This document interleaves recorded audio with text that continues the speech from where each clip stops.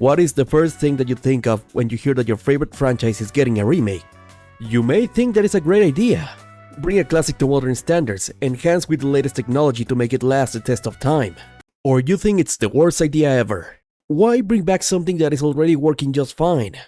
These corporations, man. They are just doing this to squeeze our pockets and exploit our nostalgia. And they only care about making a consumable product, not a good product that honors the original. Just look at something like the Moana and How to Train Your Dragon live-action remakes.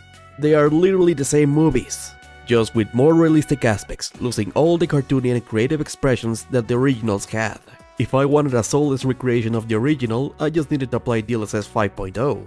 I'm pretty sure the results will have been exactly the same, and Hollywood will have saved billions. I was mostly on the latter half of this remake discussion, especially when talking about video game remakes. Whenever a game gets remade, I will always try to play the original if I have the means, even if it meant selling the high seas. Why play the remake when Uncle Beam can let me their perfectly fine copy of the original? And I can play it just fine, no need for the latest graphics, and pawn a kidney to pay for a next-gen console or graphics card that supports it. And if the game has a remake, that will mean that the gameplay is good enough that it will hold, right? Well, that was my mentality. But after having a conversation with a friend of mine that went something like this... Yeah, man. Resident Evil Requiem looks great. Yeah, looks good.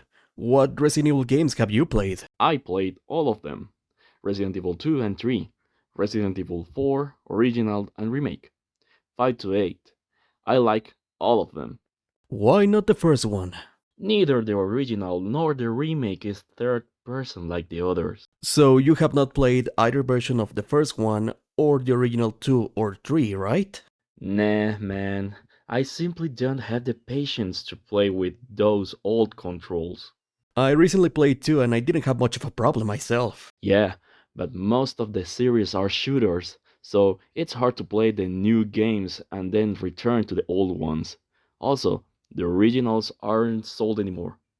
That conversation kinda opened my mind and I was able to see why would someone play the remake over the original, especially when a series made the transition to a completely different genre.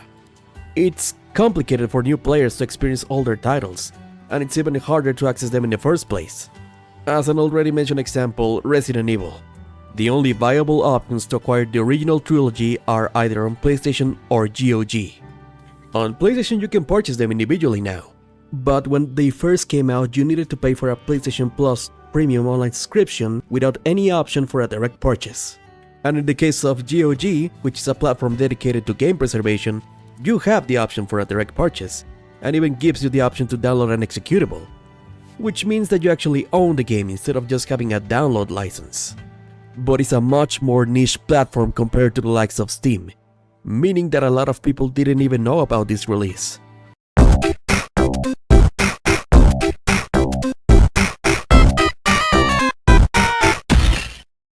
Also, both of these options were only available from 2024 onwards, meaning that before that, you really didn't have a legal option to acquire these games. Even GOG stated that they had to convince Capcom to put their games on their platform, because they didn't see the value on them with a newer version available. Which seems to be a sentiment shared by a lot of companies when it comes to bring back older games. Well, if the developers don't want to re-release the original games, what about selling the high seas? The big problem with selling the high seas is that not only is illegal, is that not a lot of people have the patience and technical know-how to set up a totally legal and real console, and to search for their Uncle Beam to lend them the real and legal games. And honestly, I cannot blame them. Some people just want to sit on their couch and play something, and that something are these remakes. Now, the reason for getting a remake instead of the original could range from a variety of reasons. From, yeah, we just want free money, to complete legal and technological nightmares. Now, I want to get to the main topic here. Which games do actually deserve or need to be remade? Is there an actual reason to do an entire remake over just making a simple port or remaster of the original? And the answer is nonetheless complicated. At first I thought, well, if a game is good and the graphics are old, it deserves to be remade, right? Yeah, I don't think old graphics bad is quite a good enough reason to justify a full remake. Games are art, and just like art, they are a product of their time, but also they are computer programs, so they are also limited by the technology of their time. All games were created with these limitations in mind. The art style, the polygon count, the gameplay, and the entire vision of the game are the result of these limitations. Everything is meant to be seen and felt in a very specific way. Some of that intent is lost whenever you try to recreate it in a different environment, like whenever you try to play older games via emulation or re-releases on a newer TV. Sometimes it may feel quite off, like you remember the game to look a lot better. It may be because some of these games were made to look better in a CRT compared to a modern LED. So a lot of the detail that was meant to be seen through a CRT was lost in the transition to LED. One could say that remakes are a way to break from these limitations, create new art and models that fit with these new standards. But I honestly think this will be quite disrespectful to the original. When Metroid Prime Remastered was released, one of the original artists complained that the lighting on the doors was incorrect and that it needed to be fixed. Was he incorrect about this? I honestly don't know.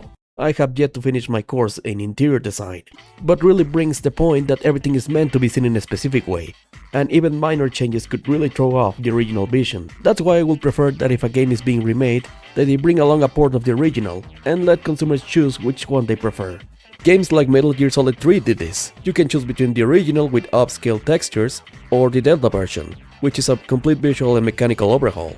Metroid Zero Mission and the Medieval Remake let you unlock the original games once you complete them. Command & Conquer Remastered Collection lets you swap between the original style and the new style with the press of a button.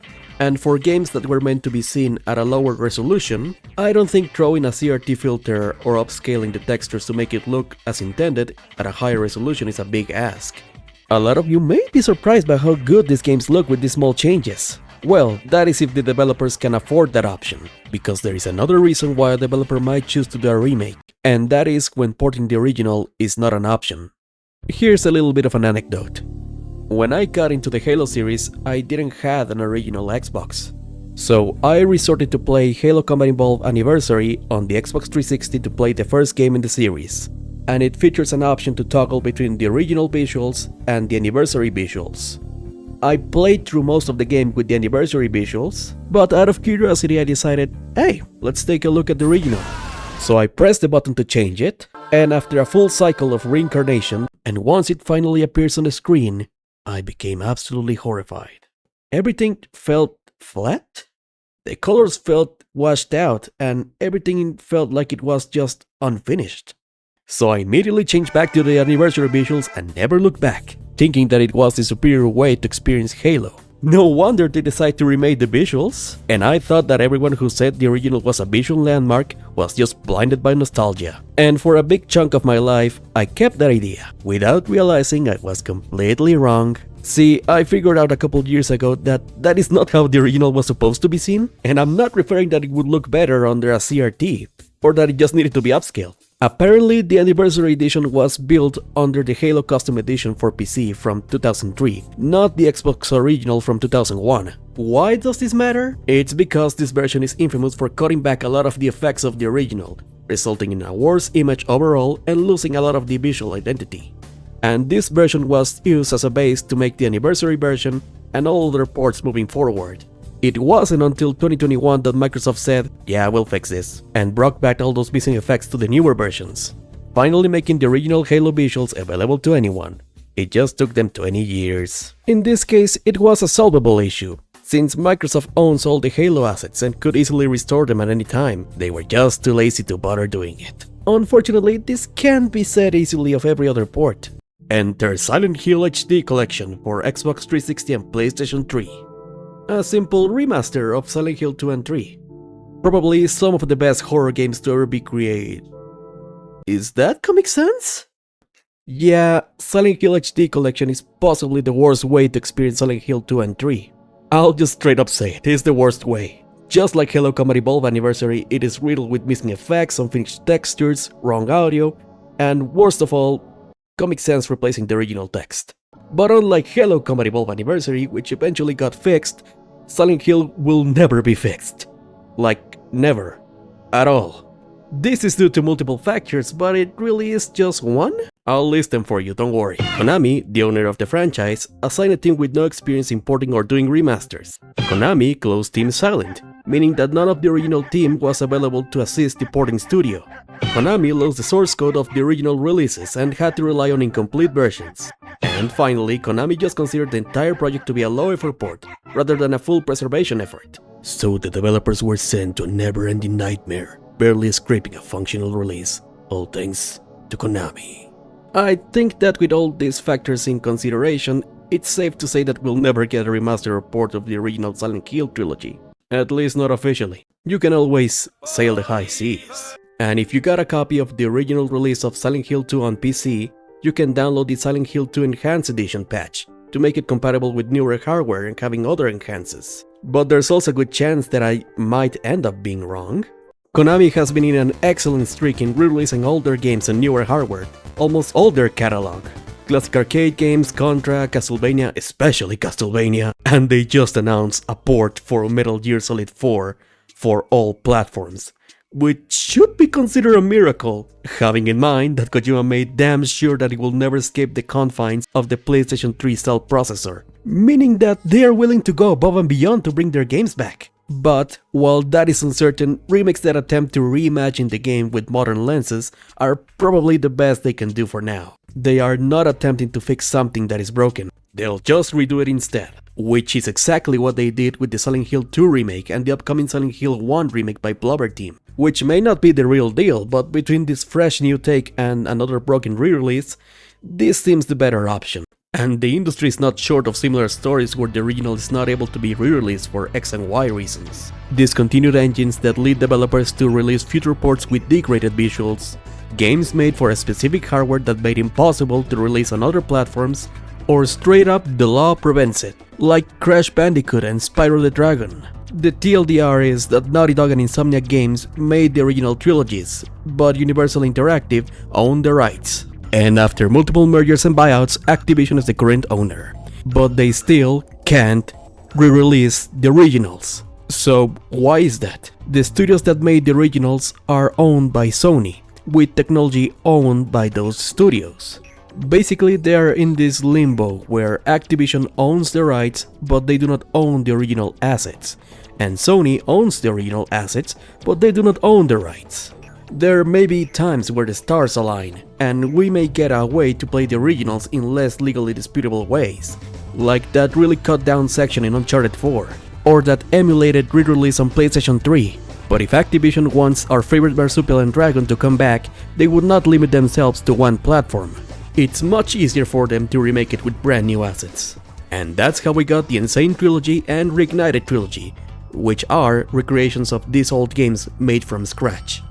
This is also a situation where it's pretty much impossible for the originals to come back, which is a shame, since I grew up with these games, not this.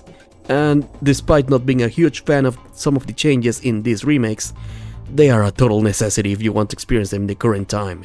Besides, the target audience of these games are kids and teenagers, which I believe are much more inclined to play something newer. This at least opens the door to someone to experience something that would otherwise not be willing to try. And who knows, maybe give them the idea to try older games, which is always a win in my book. Not just limiting yourself to try the newer and flashy stuff, and also give a chance to older games. Up until now, we have seen games that have been remade out of necessity, trying to replace something that would otherwise be completely lost. But what about the remakes that are not looking to replace them? They're actually trying to do something new while respecting the original in the process. These are the remakes that are not looking to replace the original. Starting with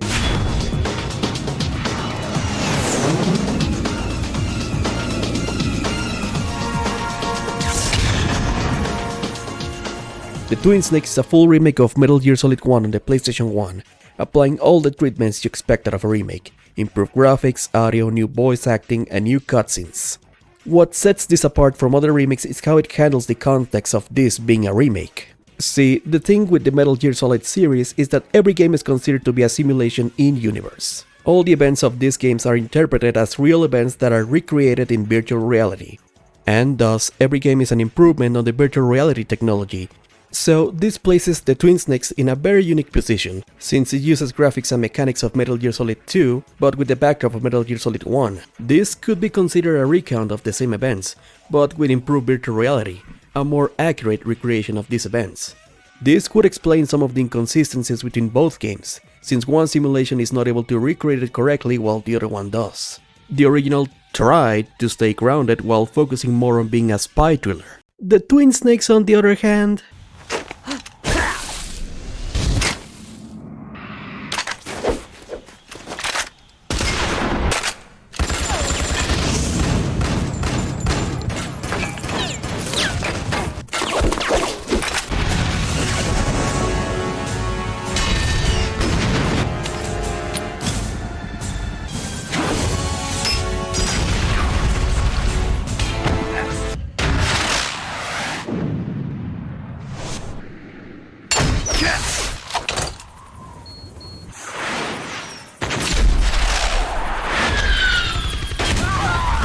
yeah, I will admit, it's a complete tonal shift, but it does align better with the rest of the series. Or are you going to say to me that all the wacky moments of the other games fit better with the first game?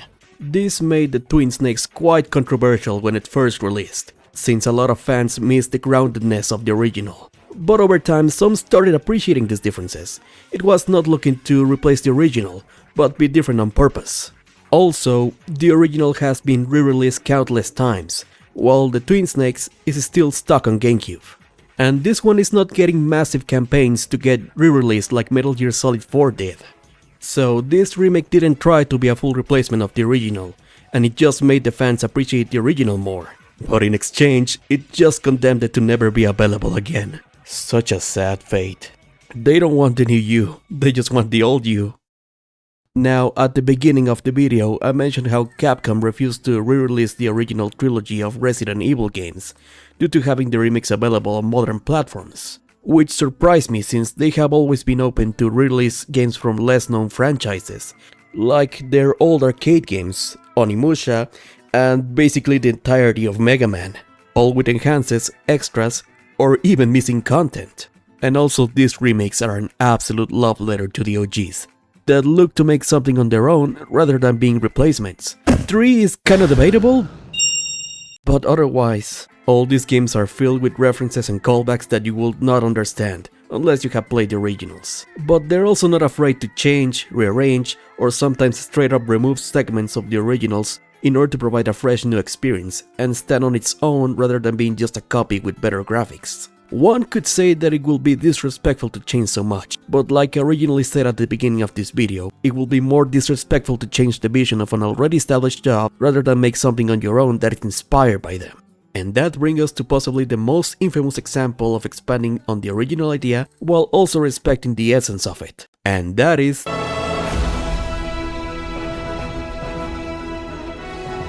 the Final Fantasy VII Remake series. Yeah, a series for a remake of a single game. You have to understand, Final Fantasy VII was such a landmark title in the industry that whenever Square Enix planned to bring it back, the only way to capture that lightning in a bottle moment was to stretch it as much as they could and divide it across 3 games. One could say that this is a way to get as much revenue as possible while also justifying the reuse of assets. This caused a lot of controversy back when it was first announced. A lot of fans thought that this was just to triple the price of what it would be, just the same game with better graphics, and maybe some new quests, cutscenes, and voice acting at most, but they simply didn't expect what it would eventually become. We really have to take into consideration that the original Final Fantasy VII, released in 1997, was an enormous success back then, and became an essential game. Unless you're a fan of cars, in that case most likely you have no idea why everybody rambles about this blondie boy with spiky hair. But it does not remove the fact that Final Fantasy VII was a cultural phenomenon, cosplay, discussion, making the whole experience something more grandeur than it is, and the impact it left on a lot of players back then is probably something that could never be replicated. So when tackling the idea to make a remake is probably something that could make any developer worry for their livelihoods if it doesn't live to the fans' expectations. So you want to replicate something that they felt back in the 90s while also attracting a new audience who have never experienced the original game, but also have higher expectations due to the leaps in quality during the last decades. I really don't think that a graphical improvement is going to cut it out, as a lot of people thought back then when it was first announced. So instead of that, they decided to expand every single location in the game as much as they can to give the fans the Final Fantasy VII they imagined when they first played for the first time. Also, the story was rewritten to take into account some concepts that were introduced in the expanded universe, and also to alter some events to surprise older players and acknowledge that the events of the game have already happened in a completely different way. Also, the fact that it's releasing in 3 parts is now considered a blessing in disguise by a lot of people. Not just to make sure that they have the proper time to polish every segment of the game to their standards, but also to create speculations and comparisons to the original, how it can differ, or how they will modify specific parts of the original, which is a positive in my eyes. It's good to bring some uncertainty and speculation just like back when the original came out. It's really brave of Square Enix to make all these changes while also trying to honor the fans. And unlike Capcom, which had a hard time being convinced to release the originals, they made the original available on every single platform. And they are not degrading the experience to attract players to buy the newer games. Instead, they are constantly updating them with new quality of life features. It's probably an example of how to make a proper remake, making its own interpretation while also allowing everyone to play the original with improvements to make it more accessible to anyone. Now, I do still have some problems with how Square Enix handles the whole remake project. Like how they decide to squeeze all the fans of the original with a gacha game disguised as a more accurate remake, while also hiding important plot details for the remake series in said gacha. And even releasing a battle royale game with Final Fantasy VII aesthetics. I don't think that any Final Fantasy fan wants to play a battle royale game just to get more lore out of it. Or that any Fortnite or Apex fan will become a Final Fantasy fan overnight thanks to this game. Or they will, but who knows. Now, despite going through all these examples, I think I have not properly answered the original question of this video. Which games deserve to be remade? These examples given have all been about replacing the original out of necessity or providing a different experience without the need of being a replacement. But there is something that all these remakes have in common, and it's the fact that they're trying to remake good games. Now, I know that calling all these games good is subjective, but all these games, back when they first released and even still in the current time, are regarded by the general public as good games. I have always been of the mentality that if a game is truly good, it is good no matter when or how it was made. So doing a remake is quite antithetical to that idea. It would mean that the game is not good enough to stand the test of time. So, rather than wasting resources on fixing something that is not broken, it should be used to fix something that it is. What I'm trying to say is, remakes are only deserved when they are used as a tool to make games reach their potential, and the only games that I would think require a complete remake to reach that potential are bad to mediocre games. Just imagine how many disappointing games have existed throughout the years, if only they could have a second chance to leave a mark.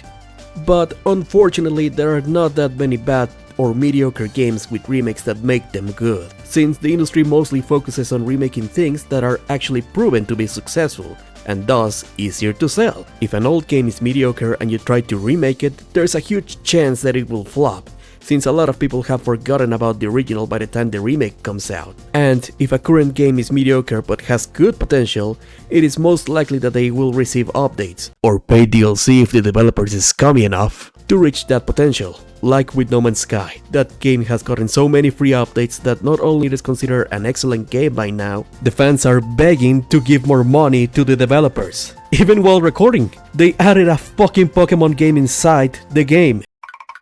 Nobody asked for it, but they added it anyway. Let's get back to the topic. Now, it doesn't mean that there aren't remakes for bad games. Recently we were blessed with the existence of Yooka-Laylee, which is a complete overhaul of the original Yooka-Laylee, which when it first came out was a highly anticipated game, since it tried to invoke the nostalgia of older platformers, like Banjo-Kazooie. It was even made by some ex-Banjo devs. But unfortunately, when it first came out, it focused too much on being a nostalgia trip that it forgot that it needed to be a good game first and bring their own ideas to avoid becoming another 3D platformer out of the bunch. It did sold well enough at the end of the day, but it is clear that it wouldn't become a classic like a lot of people expected. And that's exactly what Yooka-Laylee tries to fix. Alongside graphical improvements, they streamlined a lot of the annoying parts of the original and improved with a lot of additions that made it a better experience overall. Now, I have not played Laylee yet, But from those who have, it's regarded as a much better game that has fulfilled its original promises. Other potential remakes that are looking to fix the problems of the originals are the rumored Resident Evil Code Veronica and Resident Evil Zero remakes, which are the games that fans have requested to be remade the most, since they are not the most beloved out of all the series. So it would be a great opportunity to put them on par with the rest, while also expanding on their concepts and ideas. Just imagine what could they do now with the modern Resident Evil gameplay when you combine it with the swapping mechanic of Resident Evil Zero. I still need to remind everyone, these are just rumors based on the leaks. Nothing is fully confirmed, so don't go around and blame me for spreading misinformation. These are the kind of games that, in my opinion, deserve the remake treatment. But outside of those, there's really not much that I heard about remakes for bad games. If you know about any of them, please let me know. With these examples, we can now establish when remakes should be appropriate. Should be used mostly to present old ideas under a new light, rather than just replacing them directly. And it should only be necessary when there is absolutely no other way to offer the original experience, or when it's looking to offer the game to reach its potential when it wasn't able to do so originally. At least that is my opinion of when a remake is necessary or deserved. I know that the discussion can vary from person to person, but this is my take. At least through this discussion I was able to be more appreciative of remakes and be more open to them. Oh, just excuse me a moment. Yes?